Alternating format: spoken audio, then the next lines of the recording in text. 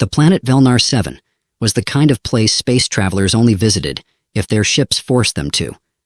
For Captain Elias Kane, the sand-blasted, storm-scarred wasteland was precisely that, a mandatory stop courtesy of his barely functional spacecraft, the Wayfarer. As the twin suns of Velnar 7 climbed higher, bathing the endless dunes in a searing golden light, Elias found himself hunched over a disassembled ion drive. Sweat dripped from his forehead onto the dusty toolkit at his feet.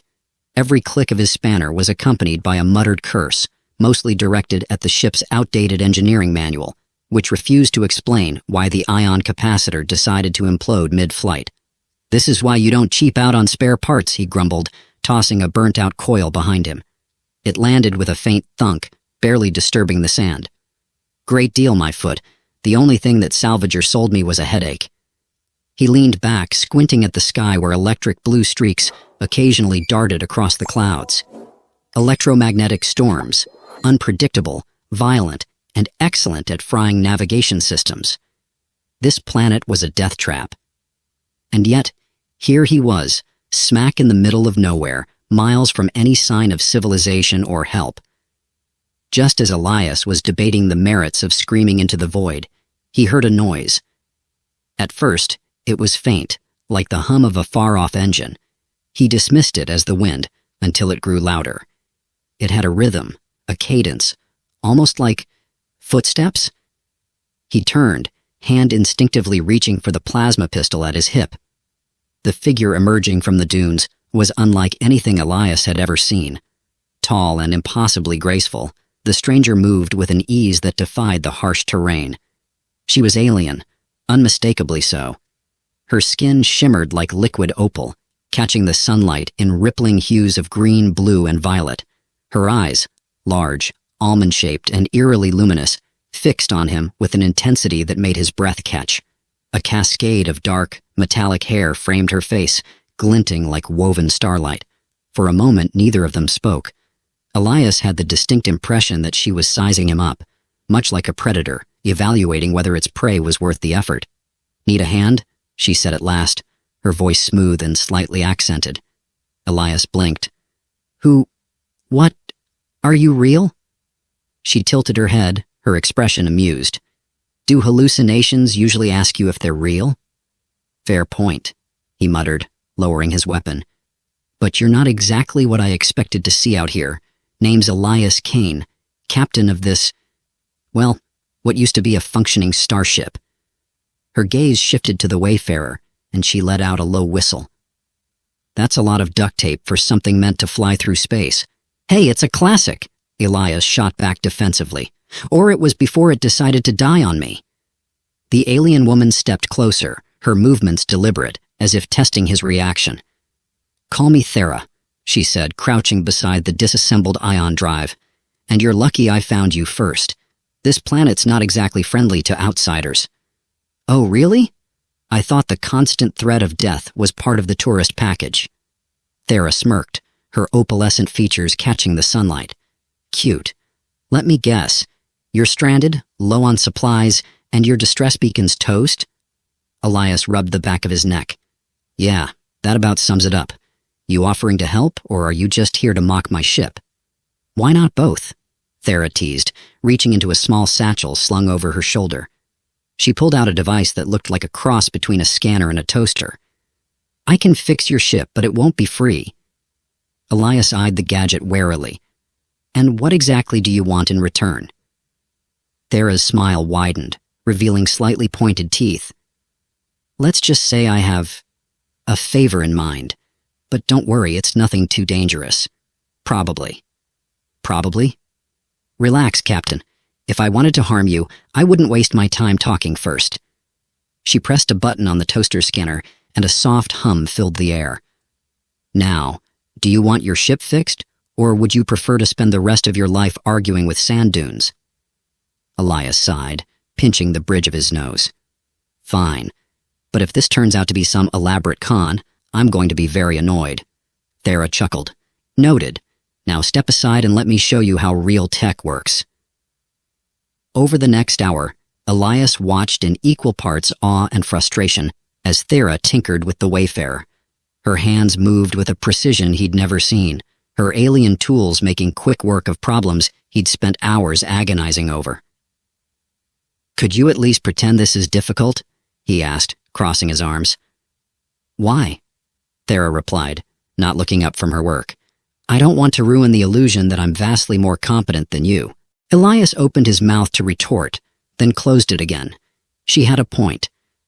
By the time the suns began to dip below the horizon, painting the desert in fiery hues, Thera stepped back with a satisfied nod.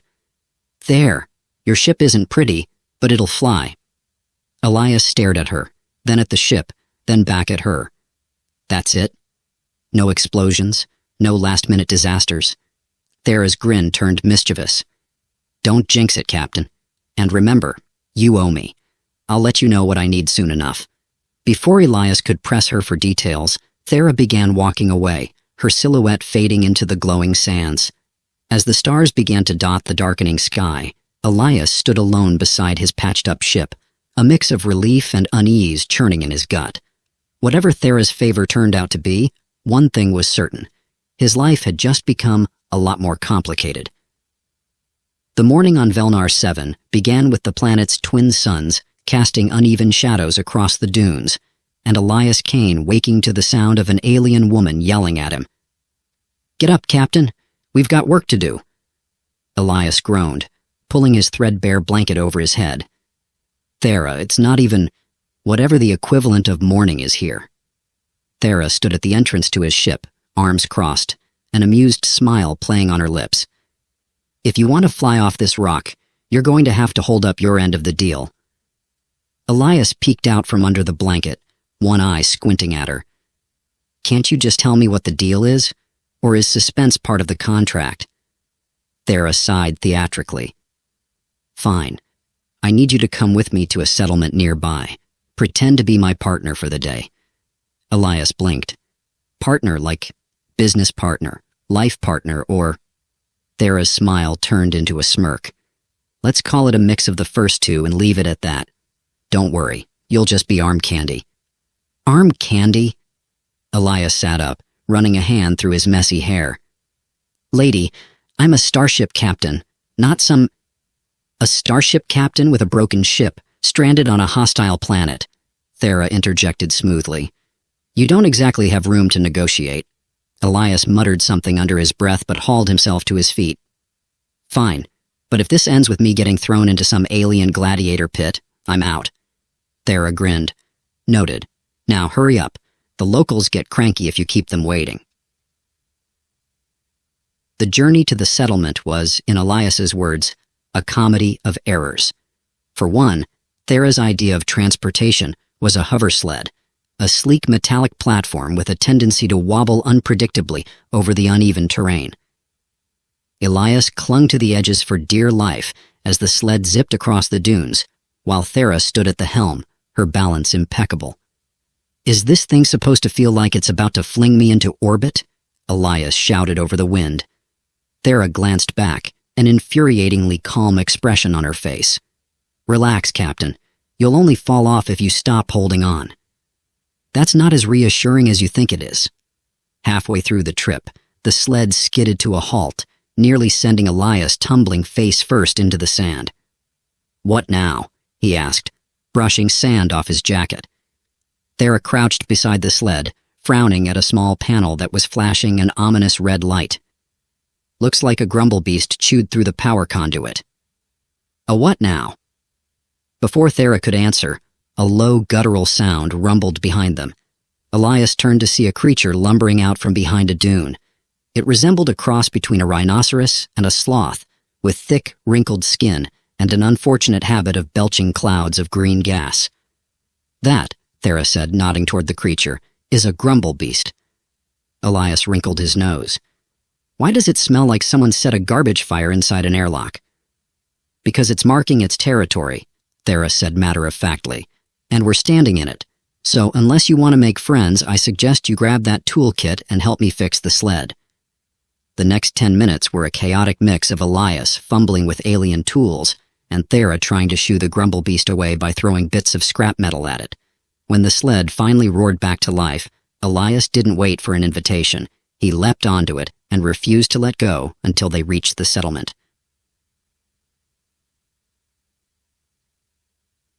The settlement of Vakor was like stepping into another galaxy. Towering spires of polished metal rose from the sand, glowing softly with bioluminescent patterns. The market square bustled with life, an eclectic mix of alien species bartering goods that ranged from shimmering crystals to jars of wriggling multicolored worms. Elias gawked as they walked through the crowded streets. "This place looks like someone threw a rave inside a scrapyard." Thera chuckled. "Stick close, Captain. You're not exactly blending in here." Elias glanced around, noting the curious stares from the locals. His human appearance seemed to draw more attention than he was comfortable with. One merchant, a squat, frog-like creature with 3 eyes, offered Thera a set of levitating boots in exchange for the strange pink alien. Thera pretended to consider the offer. Tempting, but no thanks. He's more useful than he looks. "Gee, thanks," Elias muttered. They eventually arrived at a small domed building where Thera's business partner was waiting. The partner in question turned out to be a towering reptilian alien with scarred scales and an expression that screamed, "I don't do small talk." "Carrick," Thera said, her tone casual but her posture tense. "You've got something I need." Carrick's eyes narrowed. "And you've brought a human. How quaint." Elias decided to play along, flashing a cocky grin. "Nice to meet you too. Love what you've done with the place." The tension in the room was palpable as Thera and Carrick began to negotiate over an energy module, the key component needed to fix the Wayfarer completely. As the conversation grew more heated, Elias couldn't help but feel like he was standing on the edge of a very steep cliff. Finally, Carrick leaned forward, his voice low and menacing. "I don't trust you, Thera, and I trust your partner even less." Thera smiled, but her eyes were cold. "Then it's a good thing trust isn't part of the deal." Carrick let out a deep, rumbling laugh, but there was no humor in it. "I'll give you the module, but if you cross me, I'll make sure you regret it." As they left the building, module in hand, Elias glanced at Thera. "You know, for a simple trade, that felt a lot like negotiating with a carnivorous plant." Thera shrugged. "Welcome to Velnar 7. Try not to get eaten." Elias groaned. "I have a feeling this is going to get worse before it gets better." Thera's grin returned, sharp and full of mischief. "Oh, Captain, you have no idea." Elias had thought that escaping Carrick's unsettling glare and returning to the relative peace of his ship would mean a reprieve from the growing chaos of the day. Instead, he found himself trailing after Thera as she led him into the labyrinthine heart of Vakor. "Care to tell me why we didn't just hightail it back to the ship?" Elias asked, stepping over a bundle of tentacled creatures that may or may not have been sleeping. Thera didn't slow down. "Because the deal's only halfway done." "Halfway?" Elias stopped dead in his tracks, crossing his arms. "Thera, you said fixing my ship was a simple trade. A favor, you called it. You didn't mention anything about a part 2. Thera finally turned to face him, her opalescent features unreadable in the dim glow of the settlement's lights. "The module is useless without a stabilizer, Captain, and stabilizers are not exactly easy to come by." Elias sighed, rubbing his temples. "Let me guess, the stabilizer's locked behind another favor and the cycle of insanity continues?" Thera smirked. "Exactly. Now stop complaining and keep up. You'll like this next part." The next part, as it turned out, was a cantina nestled in the shadow of Vakor's central spire. The place was alive with music and laughter, the kind of raucous energy that only came from too many drinks and too few inhibitions. Elias hesitated at the entrance. "You brought me to a bar?" Thera raised an eyebrow. "You don't like bars?" "I like bars just fine. It's what usually happens after the bar that concerns me." Thera grinned. "Relax, Captain. This is just a friendly meeting with an old acquaintance. No gladiator pits, I promise." Elias muttered something unintelligible, but followed her inside. The cantina was as chaotic as Elias had expected. A group of feathered aliens argued over a holographic card game at one table, while a three-headed bartender served drinks that glowed ominously. The air was thick with smoke and the sharp tang of alien spices, making Elias's eyes water. At a corner booth, a wiry alien with skin like cracked obsidian waved them over. He had a wide, toothy grin that suggested he found life endlessly amusing, or perhaps that he'd just heard the galaxy's dirtiest joke. "Thera," the alien called, his voice a raspy drawl. "You're a sight for sore eye clusters." Thera slid into the booth with the ease of someone who'd done this 100 times before. Elias followed reluctantly, sitting at the edge of the seat like he might need to bolt at a moment's notice. "Lorik," Thera said smoothly. "Still running scams and selling scrap, I see." Lorik laughed, a sound like gravel tumbling down a hill. "You wound me. I'm a legitimate businessman these days." Thera snorted. "Sure you are. Listen, I need a stabilizer." Lorik's grin widened, his cracked skin catching the light. "Ah, I see. And you've brought a human. Let me guess, he's the muscle?" Elias opened his mouth to object, but Thera cut him off. "He's my partner." Lorik's grin faltered. "You're serious?" "As a collapsing star," Thera said, leaning back and draping an arm over the booth. "Now, do you have the stabilizer or not?" Lorik studied her for a moment before nodding. "I've got one, but it's going to cost you." Thera raised an eyebrow. "Cost me what?" Lorik's grin returned, sharper this time. "There's a game in the back room. High stakes. If you win, the stabilizer's yours. If you lose, well, let's just say you'll owe me." Elias leaned forward, his brow furrowed. "Hold on. You want us to gamble for it? What kind of game are we talking about?" Lorik's eyes gleamed with mischief.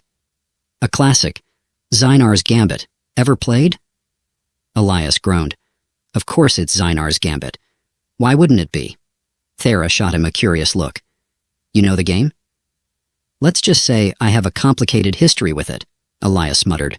"And by complicated, I mean I'm terrible at it." Thera smirked. "Good thing I'm not." The back room of the cantina was a far cry from the lively chaos outside.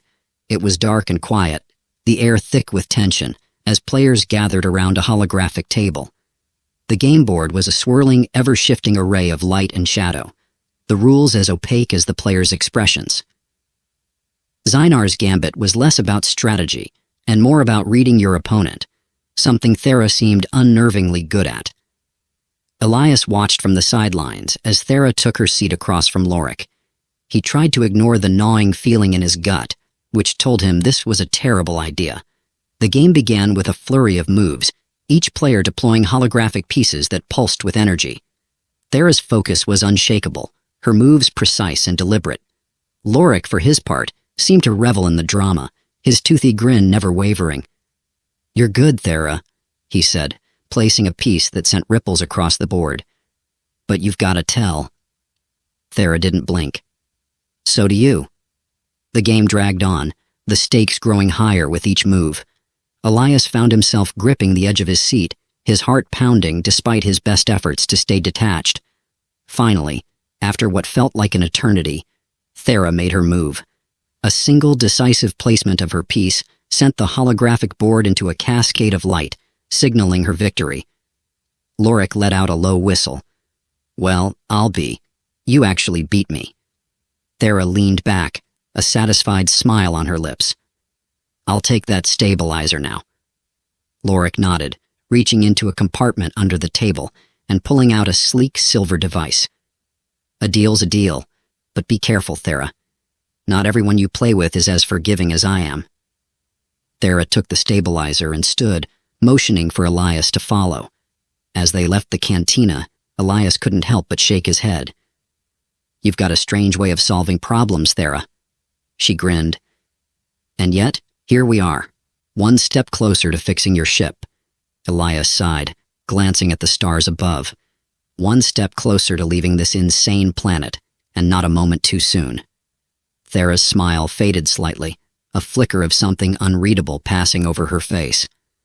"We'll see, Captain. We'll see."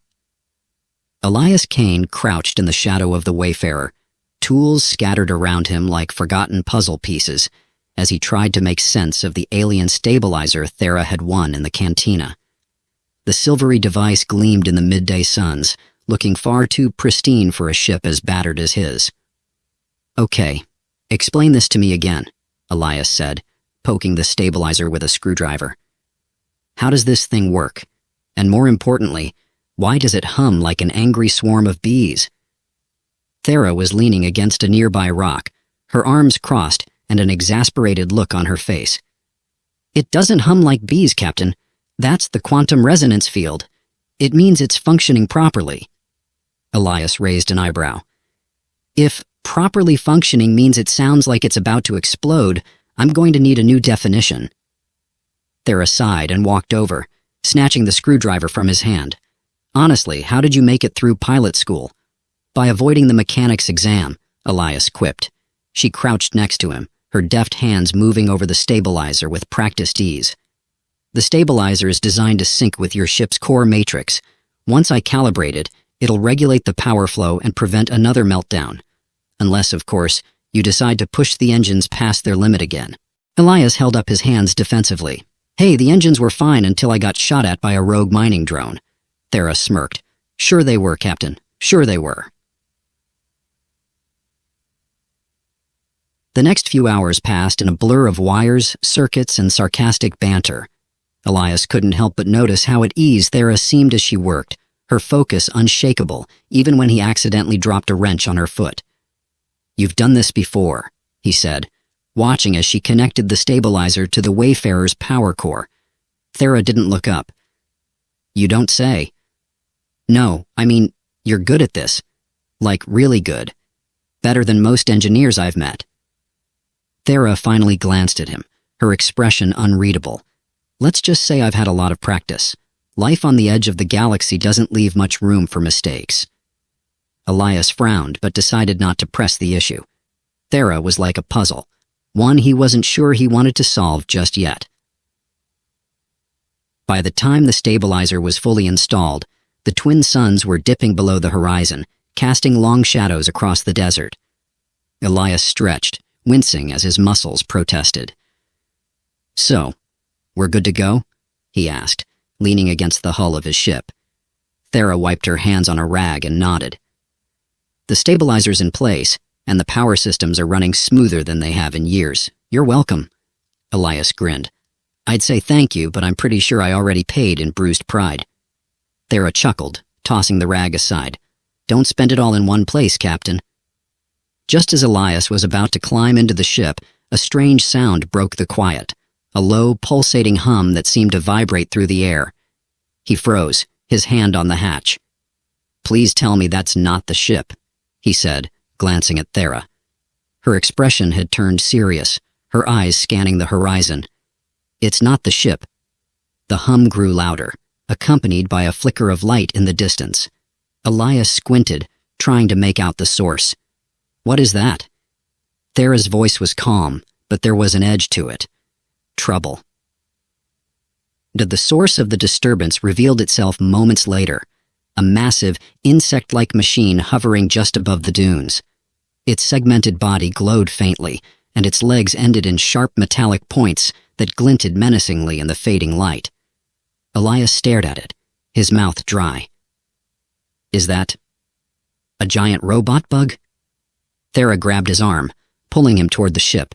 "It's a tracker drone, and it's not here to make friends." Elias stumbled after her, his mind racing. "Tracker drone? What's it tracking?" Thera didn't answer until they were inside the ship, the hatch sealed behind them. "Me," she said simply. Elias blinked. "Wait, what?" Thera was already at the controls, her hands moving over the console with practiced urgency. "That drone is here because of me. Someone must have tipped them off that I'm on this planet." Elias sat heavily in the co-pilot seat, his earlier exhaustion replaced by a rising sense of panic. "Okay, back up. Who's them? And why are they sending killer bug drones after you?" Thera didn't look at him as she activated the ship's engines. "It's a long story." "Great, I love long stories," Elias said, gripping the armrests as the ship rumbled to life. Thera finally glanced at him, her expression unreadable. Let's just say I made some enemies in my line of work. Now hang on, this is going to get bumpy. The Wayfarer shot into the sky, its newly installed stabilizer humming smoothly despite the chaos outside. Elias watched the tracker drone through the viewport as it followed them, its movements unnervingly precise. "Any chance we can outrun that thing?" he asked, his voice tinged with hope. Thera shook her head. "Not a chance. It's faster, smarter, and probably more stubborn than you." Elias frowned.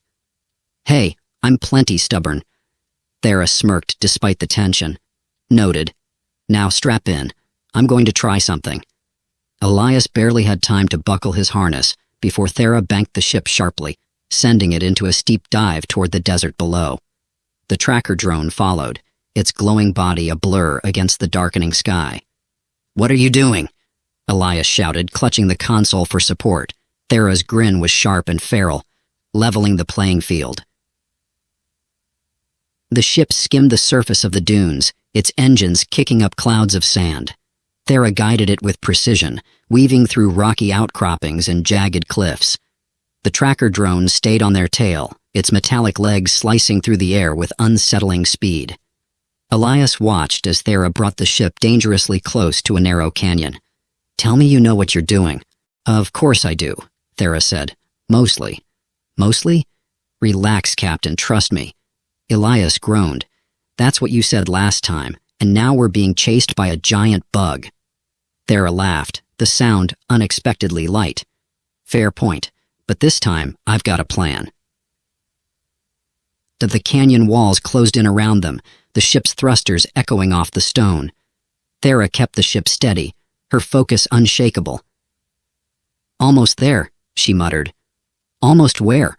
Elias asked, his knuckles white as he gripped the console. Thera didn't answer. Instead, she pulled a lever, and the ship's rear thrusters flared with a sudden burst of energy. The tracker drone, caught off guard, hesitated for a fraction of a second, just long enough for Thera to bank hard and send the ship rocketing out of the canyon. The drone wasn't so lucky. Its momentum carried it into the canyon wall, where it exploded in a shower of sparks and twisted metal. Elias let out a breath he hadn't realized he was holding. "Remind me to never question your plans again." Thera leaned back in her seat, a satisfied smile on her lips. "You're learning, Captain. Slowly, but surely." Elias shook his head, a small smile tugging at the corners of his mouth. "This just keeps getting better and better." Thera's smile faltered slightly, her gaze distant. "You have no idea." Elias stood in the cockpit of the Wayfarer, watching the canyon walls shrink behind them as the ship soared into the upper atmosphere. His hands were still trembling slightly from their near-death experience, but he was doing his best to play it cool. "Well, that was fun," he said, leaning back against the console. "What's next? Giant space squids? A black hole detour?" Thera shot him a sidelong glance, her expression half amused and half annoyed. "If you're done whining, I need to focus." "Whining?" Elias feigned offense. "I'll have you know this is sophisticated sarcasm. It's how I cope with impending doom." Thera smirked but didn't respond, her attention fixed on the ship's navigation panel. Elias crossed his arms, watching her work. "So, are you going to tell me who sent that oversized robo-roach after us? Or do I get to keep guessing?" Thera hesitated, her fingers hovering over the controls. "It's complicated." "Complicated how?" She sighed, leaning back in her seat.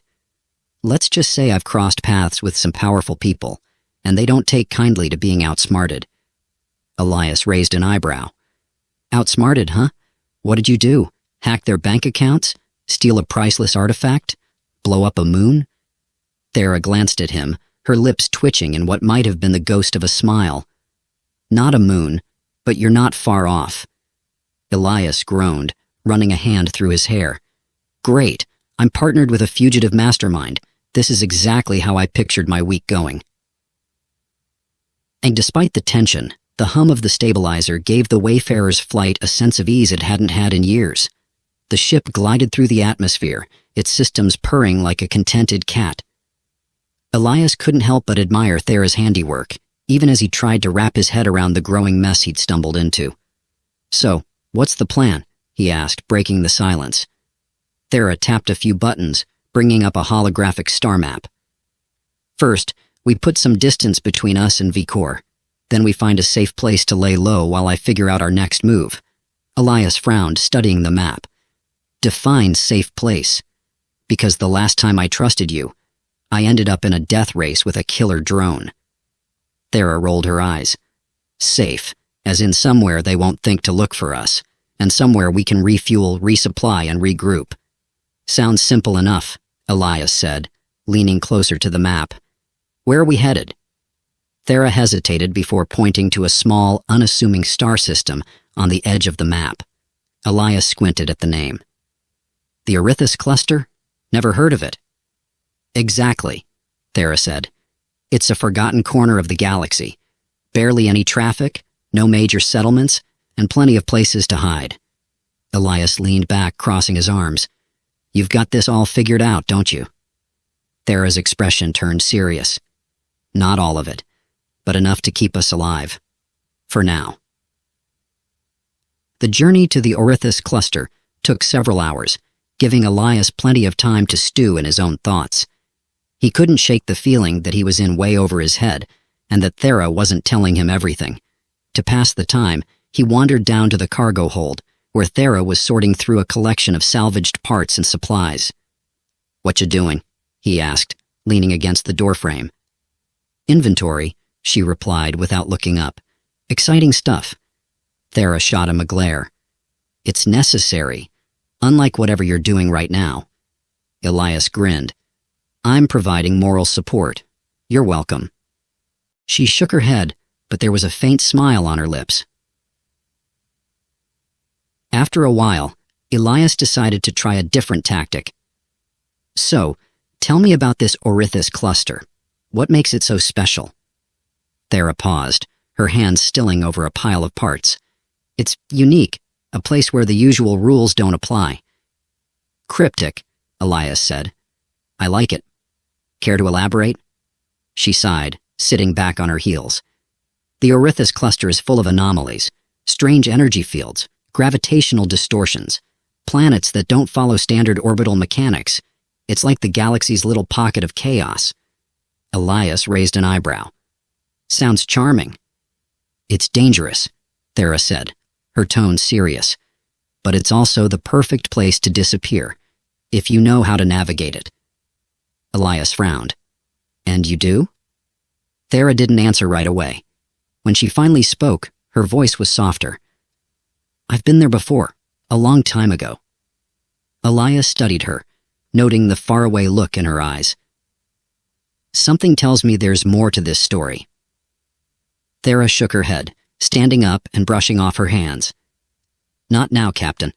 Let's just focus on getting there in one piece." When they finally arrived in the Orithis Cluster, Elias understood why Thera had called it chaotic. The space around them was a swirling maelstrom of light and shadow, with stars that flickered like fireflies and nebulae that seemed to shift and writhe. "Okay," Elias said, gripping the controls tightly. "This place is officially creepy." Thera smirked. "Welcome to the cluster. Keep your wits about you, Captain. It has a way of playing tricks on people." Elias glanced at her. "Great. Any other helpful tips? Or should I just embrace the existential dread?" "Stay calm, follow my lead, and don't touch anything that glows," Thera said, her tone half joking. Elias chuckled nervously. "Good to know." Navigating the cluster was like trying to fly through a storm while blindfolded. The ship's sensors were useless, scrambled by the strange energy fields that permeated the area. But Thera seemed unfazed, guiding Elias with steady instructions as they weaved through the chaos. "Left, 3 degrees, she said, her voice calm but firm. Elias adjusted the controls, his knuckles white. "Are we there yet?" "Almost," Thera said.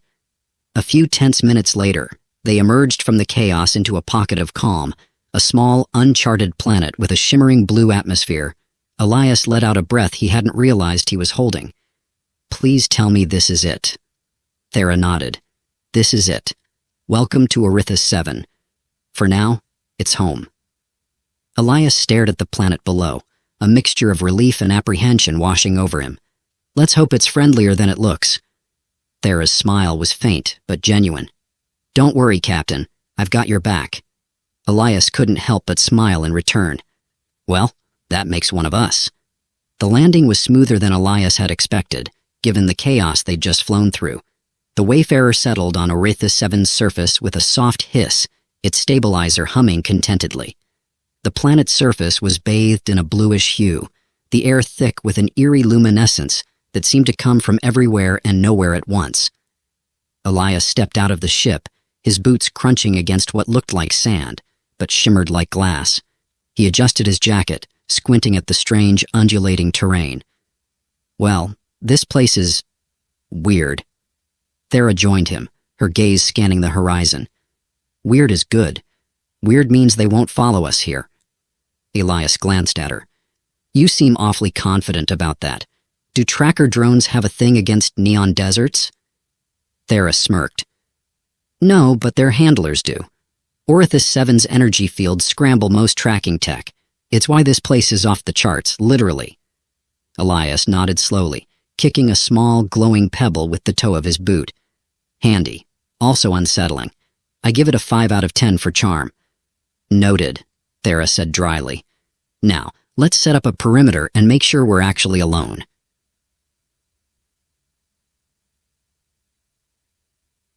As they unpacked a few essentials from the ship, Elias couldn't shake the feeling that the planet was watching them.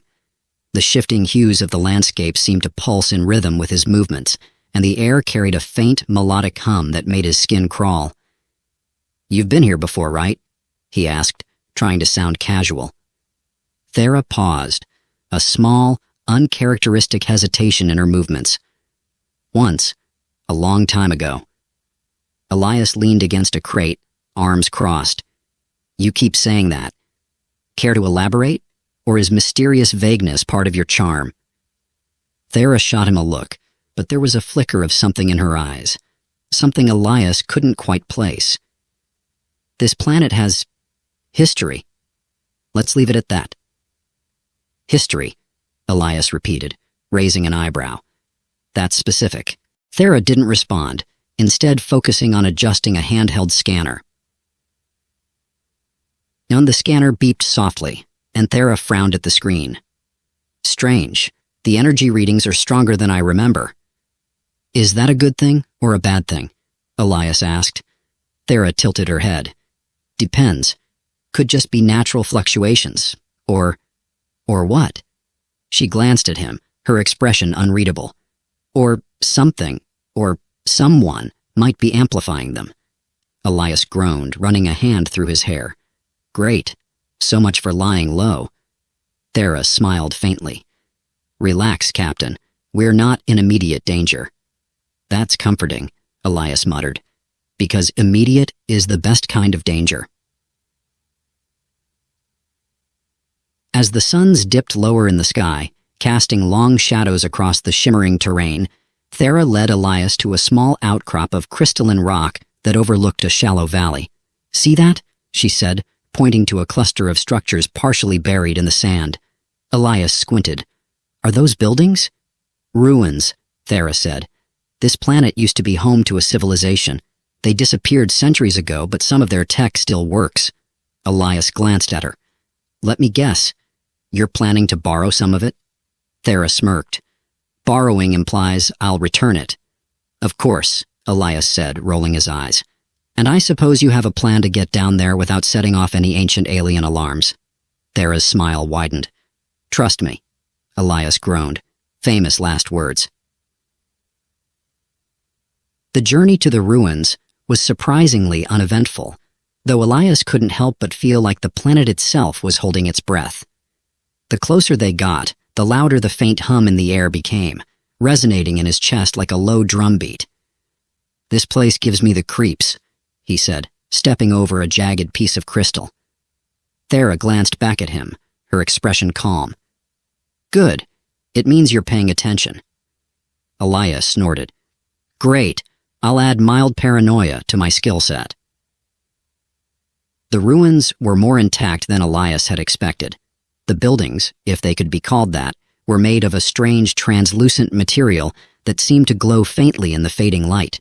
Symbols etched into the walls pulsed with a soft, rhythmic light, as if they were alive. Elias ran a hand over one of the walls, shivering as a faint vibration tickled his palm. "This is weirdly beautiful." Thera nodded, her gaze distant. "It's ancient but advanced. The people who lived here were centuries ahead of most civilizations in the galaxy." "What happened to them?" Elias asked. Thera didn't answer right away. When she finally spoke, her voice was quiet. "No one knows for sure. Some say they ascended to a higher plane of existence. Others think they destroyed themselves." "Cheery," Elias said, dropping his hand. Thera smiled faintly. "It's a cautionary tale, Captain. Power without wisdom is a dangerous thing." As they explored the ruins, Thera's scanner beeped intermittently, leading them deeper into the maze of crystalline corridors. "Any idea what we're looking for?" Elias asked, his voice echoing slightly. Thera didn't look up from the scanner. "Something that can help us. A power source, a weapon, anything that'll give us an edge." Elias frowned. "An edge against who?" Thera stopped, turning to face him. "The people chasing me aren't going to stop, Captain. They'll keep coming until they get what they want." "And what do they want?" Elias asked, his voice quiet. Thera hesitated, her gaze dropping to the scanner. "Me." Before Elias could respond, the hum in the air grew louder, the symbols on the walls pulsing faster. "What's happening?" he asked, his voice rising. Thera's brow furrowed. "I'm not sure. The energy readings are spiking." Elias glanced around, his unease growing. "Please tell me we didn't just wake up an ancient alien defense system." Thera didn't answer, her attention focused on the scanner. "There's something ahead. A chamber." "Great," Elias muttered. "Let's walk straight into the creepy glowing chamber. What could possibly go wrong?" The chamber was breathtaking. Its walls were lined with intricate carvings that seemed to shift and change when viewed from different angles. In the center of the room stood a pedestal, atop which rested a small glowing orb. Elias stared at it, his mouth dry. "That's not ominous at all." Thera approached the pedestal cautiously, her movements deliberate. "This might be what we need." "Might?" Elias said, staying near the doorway. "I'd prefer a bit more certainty before you start poking ancient artifacts." Thera glanced back at him, her eyes sparkling with amusement. "Where's your sense of adventure, Captain?" "Buried under my sense of self-preservation," Elias shot back. Thera chuckled, turning her attention back to the orb. "Relax. I've got this." Elias groaned, watching as she reached out and gently lifted the orb from its pedestal. The room seemed to hold its breath, the hum in the air fading to an almost imperceptible whisper. "See?" Thera said, holding up the orb. "No alarms, no traps, just a—" A deep, resonant chime echoed through the chamber, cutting her off. Elias groaned. "You just had to say it." The chime reverberated through the chamber, low and steady, like the tolling of a distant bell. The walls shimmered, their carvings rearranging themselves into new patterns. Elias felt a deep unease settle over him, a sensation that was only partially eased by his now typical instinct to crack a joke. "Well," he said, taking a step back toward the door. "At least it's not a giant boulder rolling after us. That's something, right?" Thera didn't respond. She was staring at the glowing orb in her hands, her expression unreadable. "Thera?" Elias prompted, his voice a touch higher than he'd intended. "This is the part where you say, 'Don't worry, I've got everything under control,' and I pretend to believe you." Thera finally looked up, her eyes glinting with determination. "This isn't a weapon." "Fantastic," Elias said, throwing his hands in the air. "That's exactly what I wanted to hear. Maybe we can trade it for a really nice sandwich." Thera ignored him, turning toward the pedestal. "It's a key." Elias blinked. "A key? To what? Please don't say it's the ultimate knowledge of the universe, because I am not emotionally prepared for that level of responsibility." Thera's lips twitched in the faintest hint of a smile. Not quite, but it's something just as valuable. Freedom. Before Elias could press her for details, the carvings on the walls began to glow brighter, the patterns converging into a single, intricate symbol. The hum in the air intensified, a deep resonance that seemed to vibrate through their very bones. "Okay," Elias said, edging toward the exit. "I'm officially voting for Runaway as our next move." Thera stood her ground, clutching the orb tightly. "It's activating." "Activating what?" Elias demanded. "And why does it sound like it's building up to a dramatic finale?" As if on cue, the chamber was bathed in a burst of light. Elias threw up his arms to shield his eyes, his pulse racing. When the light faded, he lowered his arms cautiously. The orb in Thera's hands was now glowing steadily, its surface etched with symbols that pulsed in rhythm with the carvings on the walls. Thera exhaled slowly, a look of relief washing over her face. "It worked." "What worked?" Elias asked, his voice tinged with exasperation. "Please, for the love of all things logical, explain what is happening." Thera turned to him, her expression softening. "This key isn't just a relic. It's a way to reset the energy fields of Orithis 7 and to neutralize the tracking technology that's been hunting us." Elias stared at her, his mind racing. "You're saying this thing can wipe the galaxy's GPS?" "Essentially," Thera said. "It'll give us the chance to disappear. For good." The return to the Wayfarer was uneventful, though the hum of the energy fields seemed to follow them like an invisible companion. Back on the ship, Thera set the orb into the navigation console, its glow spreading through the system like veins of liquid light. Elias watched, his arms crossed, as the ship's systems lit up one by one. "You really think this will work?" Thera glanced at him, her gaze steady. "It has to." "Comforting," Elias muttered.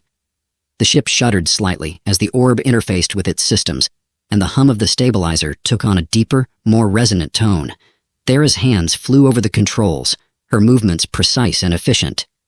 "Once the reset is complete, the tracking signals will dissipate. We'll be free to go wherever we want, without looking over our shoulders." Elias leaned against the console, watching her. "And where do you want to go?" Thera paused, her fingers hovering over the controls. For a moment, her mask of confidence slipped, revealing a flicker of vulnerability. "I don't know," she admitted. Elias smiled faintly. "That's a first." Thera gave him a wry look. "Don't get used to it." The reset process took hours, during which time Elias and Thera found themselves in the rare position of having nothing urgent to do. Elias took the opportunity to rummage through the ship's storage compartments, eventually emerging with a slightly dented can of something that might have been coffee. "Care for a cup of mystery brew?" he asked, holding it up. Thera raised an eyebrow. "Is that even safe to drink?" "Probably not," Elias admitted. "But it's either this or the questionable protein bars you've been hoarding." Thera rolled her eyes but accepted the cup he handed her. As they sat in the dim light of the cockpit, sipping the dubious beverage, Elias broke the silence. "So, what happens after this? You just vanish into the void?" Thera looked at him, her gaze searching. "What about you? What happens to the Wayfarer and your endless quest for spare parts?" Elias chuckled. "I'll probably find another backwater planet to crash on. It's kind of my thing." Thera smiled, the expression tinged with something softer. "You could come with me." Elias blinked, caught off guard. "Seriously?" She nodded, her expression earnest. "You've proven yourself to be surprisingly capable, and I could use a pilot who knows how to improvise." Elias grinned. "Is that your way of saying you like my reckless charm?" Thera rolled her eyes. "Don't push it." When the reset was finally complete, the hum of the stabilizer faded into a calm, steady rhythm. The ship's systems glowed with a soft golden light, and the air felt lighter, as if a weight had been lifted. Thera leaned back in her seat, exhaling deeply. "It's done." Elias studied her, noting the way her shoulders relaxed for the first time since they'd met. "So, that's it?" No more killer drones, no more shady bounty hunters? Thera nodded. For now, at least. Elias smiled, a genuine warmth in his expression. I'll take it. As the Wayfarer lifted off from Meritha 7, the glowing planet shrinking behind them, Elias couldn't help but feel a sense of closure. He'd started this journey as a down-on-his-luck pilot with a broken ship and no direction. Now he had a working ship, a mysterious new partner, and a whole galaxy of possibilities ahead of him. He glanced at Thera, who was adjusting the navigation controls with her usual focus. So, where to next? Thera looked at him, a small smile playing at her lips. Anywhere but here, Captain. Elias grinned, settling into his seat. I like the sound of that. With a final, reassuring hum, the Wayfarer leapt into hyperspace, leaving the chaos of the past behind and racing toward an uncertain but promising future.